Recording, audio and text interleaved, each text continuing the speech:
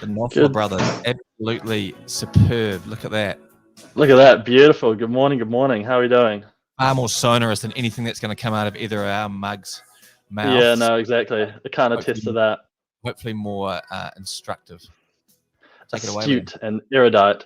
Yes, so number 5 of the Entrepreneur Series, and we're just going to be talking today about director's duties, because so far in the series we've talked about starting up the company, what you need to do around it. Now you're sort of starting to get on your feet, starting to run, and that inevitably will involve you trading. And so a big part of trading an active company is going to be these director's duties, and that you need to be aware of them, because sometimes they can be a big headache, especially if there's other shareholders. So it's not just a solely owner operated business, because they're going to be the ones who, if they're not happy with the certain decisions you've made, they could come around for claims, or alternatively, they could, if they're not happy with the way you've run the business, things like reckless trading, it could all just turn a bit pear-shaped for you. So director's duties, they're a series of duties set out in the Companies Act, sections 131 to about 138. And 145. Yeah, and 145 as well. So that's to do with use of company information.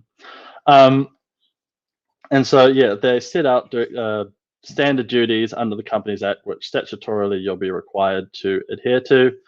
And they are relatively straightforward in many respects. For example, there's a duty to act in good faith and in the best interests of the company. And so what you need to know is that these duties are owed to the company, which is basically another way of effectively saying the shareholders' interests as well, because the shareholders' interests in companies are almost, at least for our discussion right now, can be treated one and the same. So yeah, as I said, if there's more than one shareholder, then particularly you need to be across these. So I guess just running through them really is probably going to be the most helpful thing to do. As I said, the first one is duties to act in good faith and in the best interests of the company. And really, that's just simply acting honestly. And where, say, there's a range of options that you're faced with, choosing the direction which net benefits the company as a whole. So that means not selecting certain interests.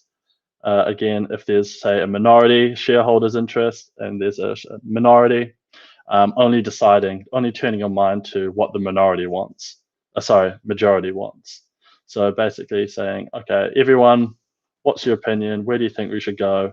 And then from there, making a fair analysis and direction. You can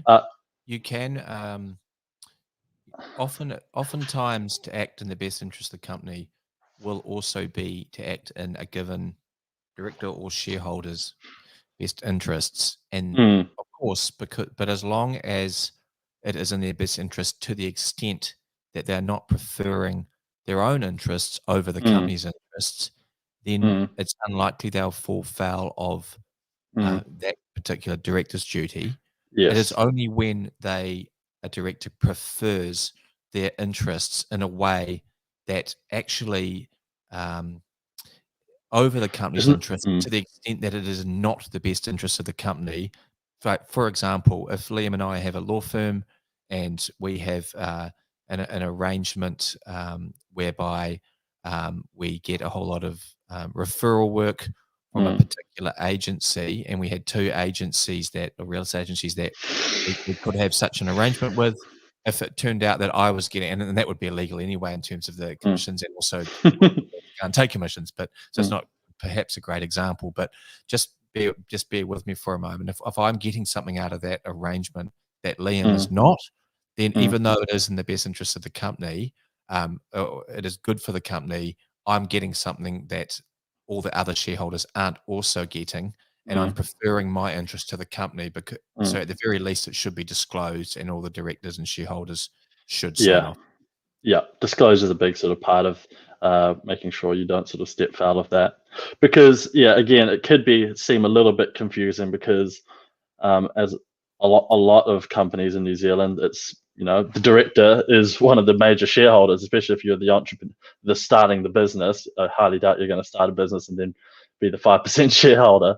So a lot of the times clients are saying, well, I'm technically a shareholder, I'm benefiting from this. Am I, falling foul of this by doing something which is in my interest as well? But as you explained, that's actually not sort of technically the case. It's only when it really is just you singularly, as a almost divorced from being a shareholder, benefiting from whatever sort of decision you're making.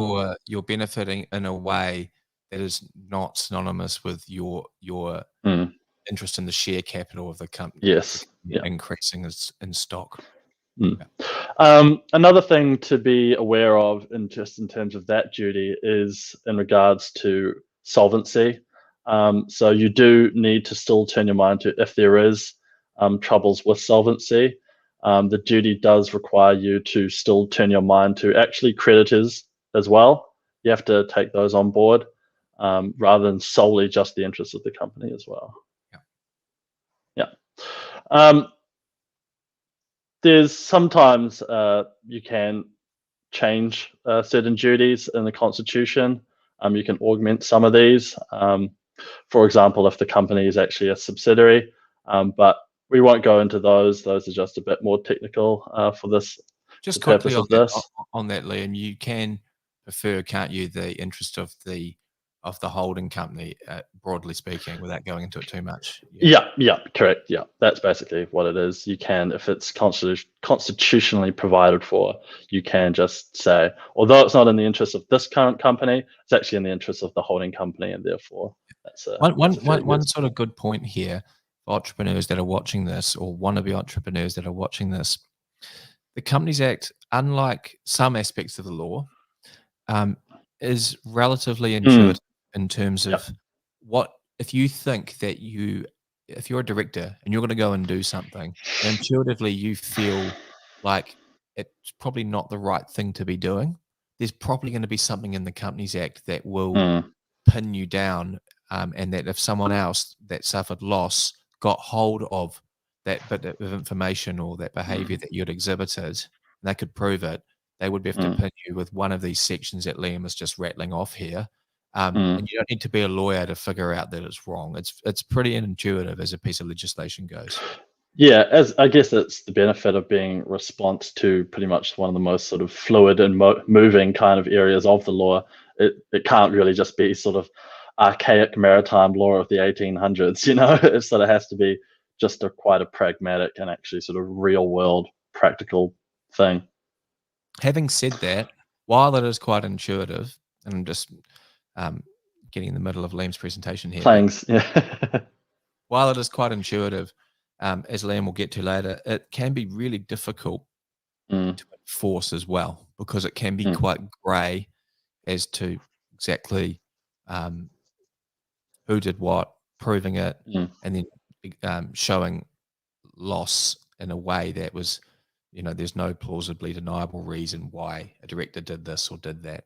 So it's a tricky area. It's intuitive, but it's also quite difficult to enforce in a practical sense. And expensive. The next duty I'll discuss is you have to exercise your director's duties for proper purpose. So this is a little bit of an amorphous one. It's sort of not too much case law around it, because it sort of seems just quite straightforward.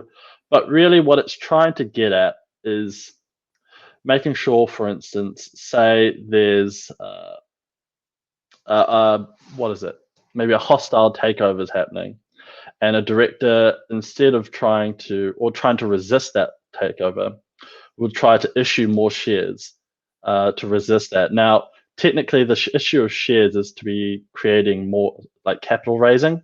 So if you're doing that to actually defeat just a hostile takeover, that's actually not the purpose. What that action's trying to let me start again.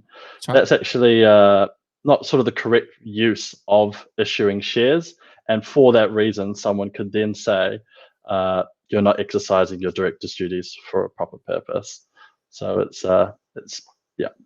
Another example of something like that would be if a director or shareholder for that matter, threatened to dob in other directors or shareholders, particularly directors, for behaviours when their only reason for dobbing them in was to gain some personal advantage, and not put the company in a better place or enforce the law for the benefit of the protection of the other shareholders and directors, i.e. the Mm. company.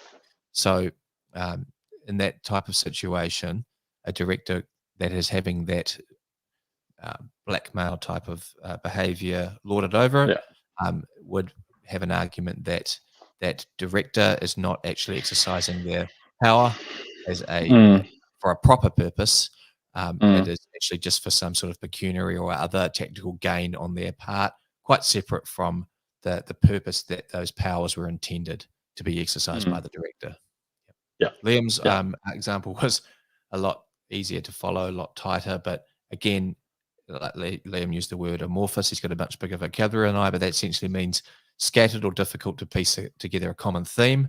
And that is, just an example of how amorphous it can be. It's quite a difficult one. There's less case law because normally when people are attacking a director, a company for breaching director's duties, there are other cleaner heads of claim that you can actually pursue them for example, best interests of the company than proper purpose, but it usually gets chucked in there amongst this sort of spaghetti bowl of claims against the director anyway. Yeah, exactly. In some degrees, it's sort of just throwing everything at the wall and seeing what sticks. 100%. So the next, and it's probably one of the more critical and biggest director's duties, is effectively a duty not to carry out the business in a way which is going to create a substantial risk to the company creditors or interests of the shareholders. And that's basically summed up by reckless trading. You're not allowed to conduct the company in a way which is considered reckless. So what you need to really appreciate here is that that's actually an objective test. So it's not really what you consider is reckless or not. And so that's what can sort of trip people up. That you don't need to sort of knowingly acted in a way to trip up under this duty. And so that's really important. And it's, so that could be anything like the classic one is insolvent. So if you're, aware that the company is basically balance sheet insolvent, or at least going that way, yet you're still going to start, or you should have known. Yeah. That, and then you're aware of that, and then you still continue trading despite that. Because what this is trying to do is basically look after creditors. And so these companies aren't just continually engaging with them. So they're sort of sending you supplies, and really there's just no chance that they're going to get paid for those things. So it's really shooting down these companies which are sort of erring on the side of that sort of side of things. Yep. And so you need to really be cognizant of what your balance sheet's looking like. And you need to be proactive. You need to sort of see forecasting. Okay, where is this heading? What am I looking at? We've done a recent article on the debt hibernation scheme that the government brought in to do with COVID. And just a short recap of that. That's basically just if a company is in financial strife, it can actually effectively put a pause on creditors' claims, and debts for up to 7 months.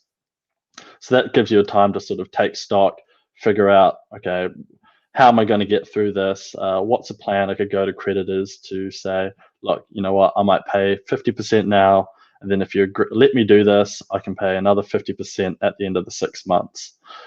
That's a good measure to think of if you are heading that way, because direct claims against directors' duties, against for reckless trading is a real common claim, and it can be huge, can be big. One thing to be watch out for there as well is that the short duration of the hibernation scheme is such that if you keep trading, and we're helping a client have an accountant deal with this recently a few weeks ago, is that if you keep trading and try and point to the debt hibernation scheme as some sort of conceptual hook to hang your head on to say, well, because of this, we were okay. If you had if you can't point to any real tangible reason, for example, seasonal, or the fact that it was trading super well before COVID, you could still be convicted of found guilty of reckless trading as a director. If it turned out that to continue to trade did more harm than good to the affected parties, such as creditors, and that all you were doing was prolonging the inevitable, racking up more debt, etc., driving yourself further down the hole, and you had no real thing you could point to show that, but for these circumstances, I should say, we actually saw the light at the end of the tunnel and could keep going. So you just got to be careful of that. Yeah. I think just tagging onto that as well, it's actually what you can be tripped up, even if it's actually not digging yourself a further hole, even actually if at the end of the day, say a certain action's taken, which still would increase the amount back to creditors, if you're actually still objectively, so remember, that's actually not what you think. That's sort of on an objective basis. If you're still insolvent at that time, you're actually still in breach of those in breach of that duty against reckless trading, whether or not the actual creditors did technically benefit. So again, you really need just a real cracking down on that whole reckless trading activity. Yep. And again, I just with that debt hibernation scheme, it's important, just if you do decide to use it, to just appreciate that in of itself is actually not a way out of that in and of itself is actually not sort of a means to sort of get by insolvency. You actually still have to come up with an actual plan as a way to actually get through it. So some people might just say, oh, look, you know what, I can just actually put off my debts for 6 months. I mean, if you actually still haven't changed anything to do with your business, or the climate hasn't come back to the way you wanted it, you could still be in that position. So you actually still have to proactively turn your mind to things you can actually improve. We're not insolvency specialists, but what we would say there is that if you're going to attempt something like that, first of all, get insolvency advice from someone like Norling Law, but also make sure that you document all your reasons. Be real, overdo it rather than underdo it. It's not a steak. It's not best served medium rare. You want to cook the shit out of these things. You want to make ridiculous amounts of plans, make phone calls, get advice to show, if they do come after you in the end of the day, that you actually did everything that you possibly could, rack your brain to show and have a paper trail to show you had some sort of, so viewed objectively, you have more chance of being looked like a careful person in terms of trying to protect the interests of everybody that stands to gain from your decision to keep trading. Should we move on to the next? I'm about to say, which is like a good segue into the duty of care, really, which just means that director has a duty to the company to act with the care, diligence, and skill of a reasonable director that would act in sort of similar circumstances. So that's taking into account things like the nature of your business, the size of it, what the decision is, your position. Again, like reckless trading, it's an objective standard. So, or at least the director component. So you have to act as a reasonable director would. So sometimes that could actually trip some people up. So it's another thing that we dealt with a situation, didn't we, last year, Liam, where someone appointed an alternate as and the person was clearly incompetent and incapable of performing the role of a director. To the extent they were arguing for the actual director who had appointed them as an alternate's interest in a shareholders dispute as opposed to a board dispute. So be aware, if you appoint someone in your place, because tactically, if you're in the middle of a shareholders dispute or a director's dispute or a board dispute, be aware that if you appoint someone and they fall very, very far short of what an objective or reasonable person would think that is required as a minimum of a company director, there's a high chance that you're not meeting that duty, isn't there, Liam? If you just patently cannot perform or abide by the strictures in place around what a director is supposed to do and importantly not do. Exactly. as I said, it's things like just what is the nature of the company, what is the nature of the decision being made, and you just have to say, am I acting in a way which what everyone else would regard as a correct or at least sort of morally correct way of going about this. Yep. Another way that this duty can catch you out where others can't. So if you compare it to best interest of the company or proper purpose, there's a kind of negligence aspect to this condition, to this duty. If you're doing something, and again, it's in the context of a dispute, and you make a decision or act in a way that is maybe can't be proven to be intentionally malevolent or going against the company's best interest or misusing your purpose, but it's just careless. So if you disclose something that you probably shouldn't have to further your position as a shareholder, and that Liam will talk about Section 145 as well in terms of use of company information, but in terms of you disclose something to a third party for some sort of gain as your position in a shareholder dispute, it's very likely that you haven't exercised proper care, because a director has to first and foremost think of themselves as the mind or the instrument of the company, and and you can start to see how they all tangle together when there's a claim who's breached director duties. But that is the sort of more, and that's a lower threshold, isn't it, Liam, conceptually, than some of the others, because you've just been careless, and that's not good enough as a director. Yeah, exactly. And I mean, it just reinforces the fact that, look, especially if there's other shareholders on board, you are responsible for these things, and so you can't really just be flying by the seat of your pants, so to speak, to really just, or at least have a sort of laissez-faire approach to kind of these decisions. You really have to actually, approach them accordingly and still treat them as serious. You can't be too flippant about things. Yeah. So and then the next one is use of company information, and that is simply just saying that you can't disclose any information or use it in a way except for the proper purposes of the company. So you can't sort of use certain information about it to kind of leverage things like disclosures to try if there's a dispute, perhaps, in a way that you can sort of try kind of game it.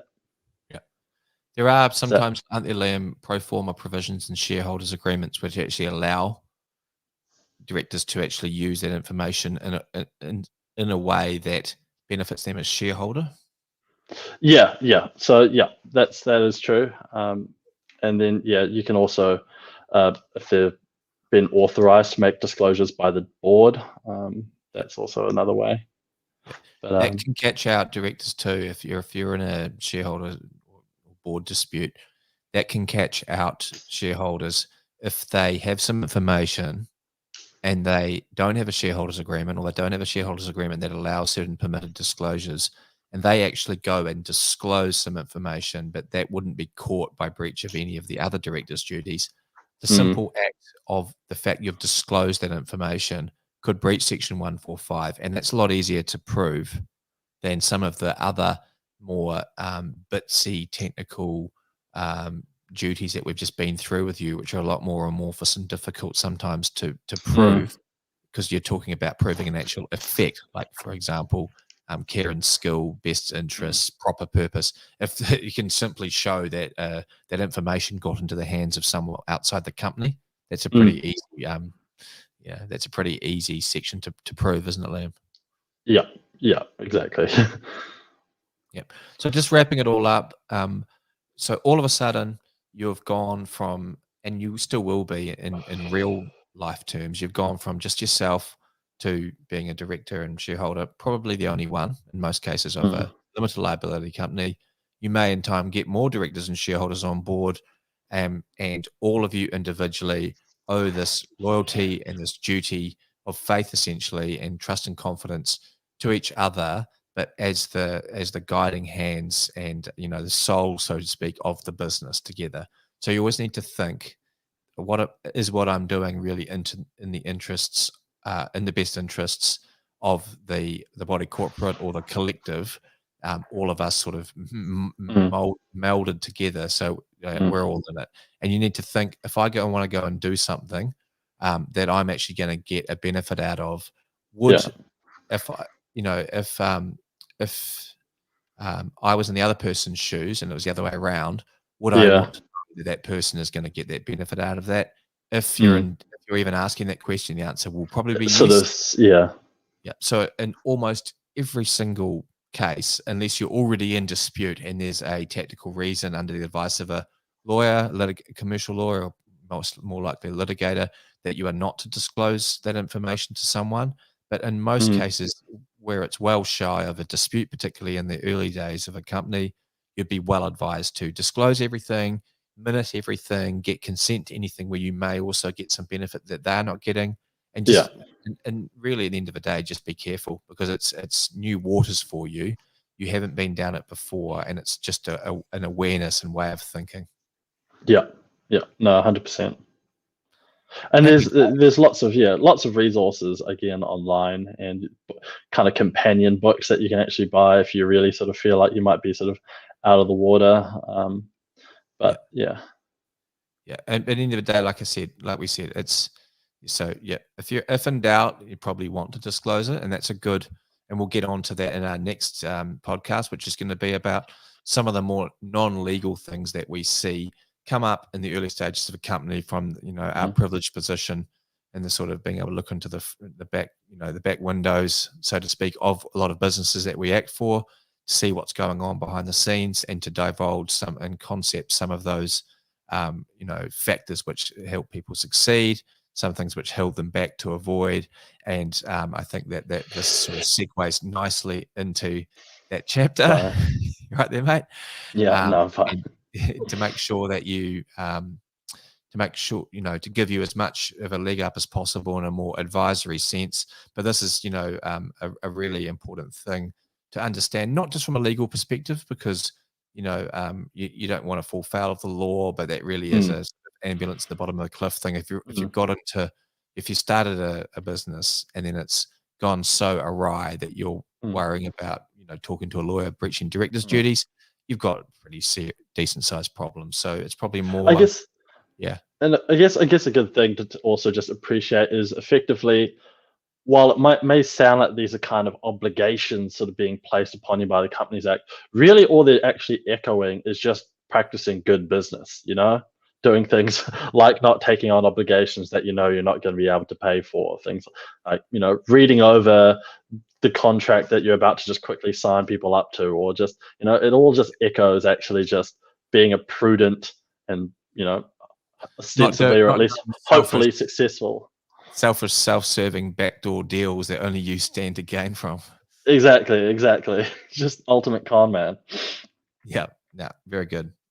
Thanks, Liam. That was awesome, man. So we'll see you guys in a few more days, and then we'll do I think we'll do Thursday or Friday, and we'll do some of the more non-legal, and that might be a little bit more lighthearted, maybe a few slightly adjusted facts, some anecdotal war stories, and just hit the ground running with that. Cheers, guys. All good.